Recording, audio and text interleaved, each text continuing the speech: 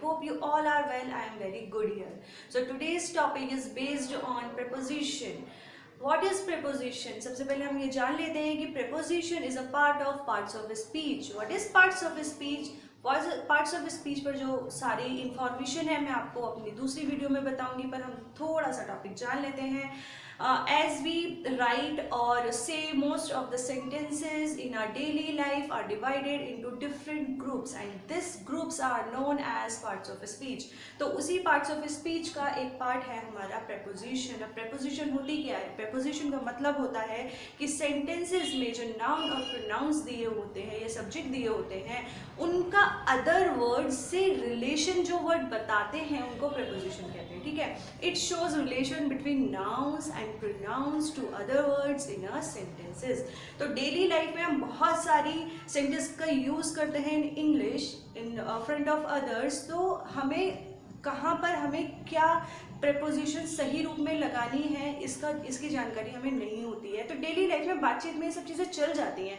But if you are preparing for like TET like C TET like UP TET, REET, Rajasthan TET, जिस भी TET की आप तैयारी कर रहे हैं या यूपीएससी की तैयारी कर रहे हैं या फिर लेखपाल की तैयारी कर रहे हैं, तो उन सारी ही कॉम्पिटिटिव एग्जामिनेशंस में प्रेपोजिशन का जो मेन रोल रहता है. ठीक है?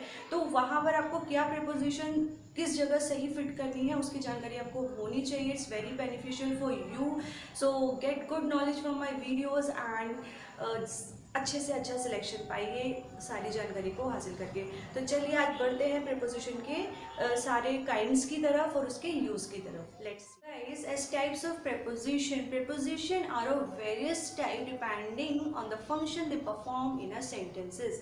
As preposition itself a very vast concept, है ना. तो बहुत ही बड़ा कॉन्सेप्ट है अपने आप में ही. उसके कुछ पार्ट आज मैंने यहाँ लिखे हैं, जैसे preposition of place, preposition of time, preposition of movement. ठीक है?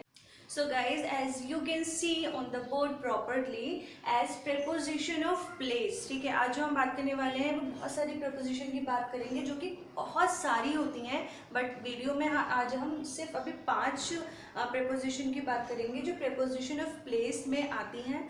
These are on, above, near, far from and in front of. सबसे पहले मैं एक बात बता दूँ, most of the people say preposition. ठीक है? preposition नहीं होता, that is preposition. Getting my point? preposition. So आज जो हम बात करेंगे वो preposition की बात करेंगे जो कि preposition of place में आती हैं. place का मतलब होता है कि वो सारी preposition जो motionless होती हैं.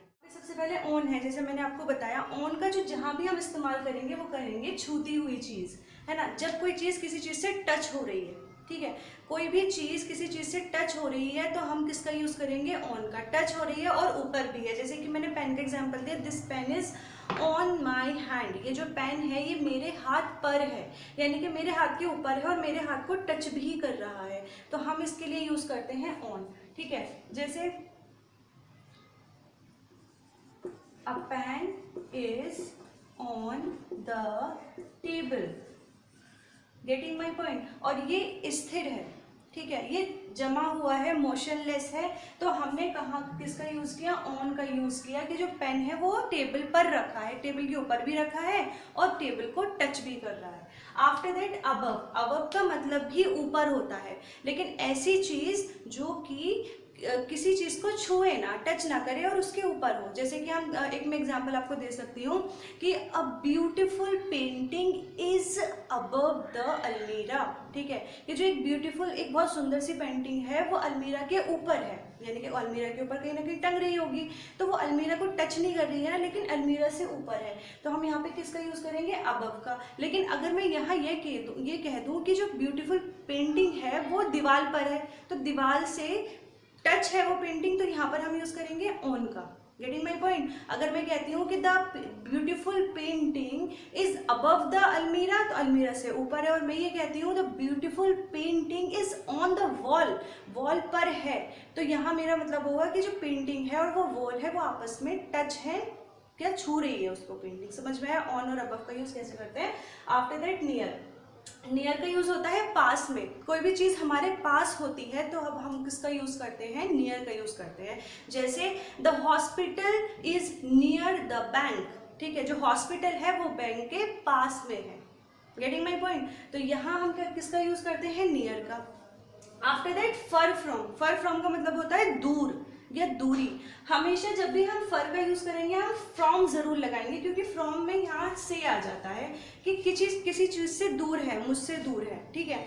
अब जैसे मैं ये कहूँ कि my sister is for from me, कि जो मेरी सिस्टर है वो मुझसे दूर है, ठीक है। तो जब वो मुझसे दूर है तो मैं किसका यूज करूंगी? फर फ्रॉम का इस्तेमाल करूंगी।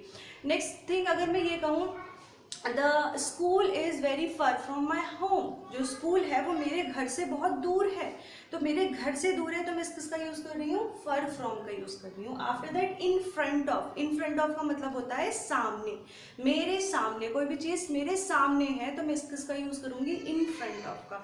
कि a mango tree is front of me, जो मैंगो ट्री है वो मेरे बिल्कुल सामने है। जैसे आपसे कोई पूछता है कि वेयर आर यू, आप कहाँ पर हो, तो आप किसी को लोकेशन बताते हो ना कि I am in front of hospital, मैं एक हॉस्पिटल के सामने हूँ, या I am in front of like kirana shop, कोई भी किराना शॉप के मैं सामने खड़ा हूँ। तो जब आप किसी को अपनी लोकेशन बताते हैं और वो बिल्कुल आपके सामने है तो आप कहेंगे इन फ्रंट ऑफ। तो आई होप आपको समझ में आया होगा कि ऑन का इस्तेमाल हम करते हैं जब कोई चीज़ ऊपर है और सरफेस को छू रही है तो ऑन का यूज़ करेंगे। जैसे कि the cat is on the table, cat table के ऊपर है और वो बिल्कुल उसको छू रही है, ठीक है।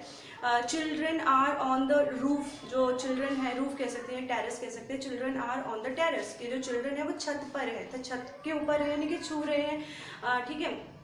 और उसके बाद अबव है, अबव माने ऊपर, लेकिन वो उससे मतलब छू नहीं रहा है उसको, ठीक है। जैसे कि बहुत सारे क्वेश्चन आते हैं ना कि most of the question are written above this paragraph, आपके क्वेश्चन पेपर में आते होंगे कि पैराग्राफ से ऊपर लिखा हुआ है, तो ऊपर टच ना हो लेकिन ऊपर हो तो हम किसका यूज़ करते हैं? अबव का यूज़ करते हैं। नियर बता दिया, पास में कोई चीज़ हमारे पास है तो हम नियर का यूज़ करेंगे, कोई चीज़ हमसे दूर है तो फर फ्रॉम का यूज़ करेंगे, और हमारे सामने है तो इन फ्रंट ऑफ का यूज़ करेंगे। तो आज की वीडियो में इतना ही। बहुत सारे टाइप्स हैं, बहुत सारे पार्ट्स हैं जिसकी वीडियो मैं बनाती रहूँगी और आप मेरी वीडियो को देखिएगा, बहुत ही इंफॉर्मेटिव वीडियोस होती हैं। सो व्हाट यू डू, क्या करना है आपको? You have to like my channel, subscribe my channel and share to your friends. और वन थिंग मैं हमेशा कहती हूँ, अपने आप को किसी से कम मत समझिए, कोई और कर सकता है तो आप भी कर सकते हैं। आप 100 नहीं 2, 3, 400% कर सकते हैं। सो बी हैप्पी, स्टे ट्यून, खुश रहिए, आसपास अपने सब लोगों का ध्यान रखिए। Thank you so much, thank you for watching my videos.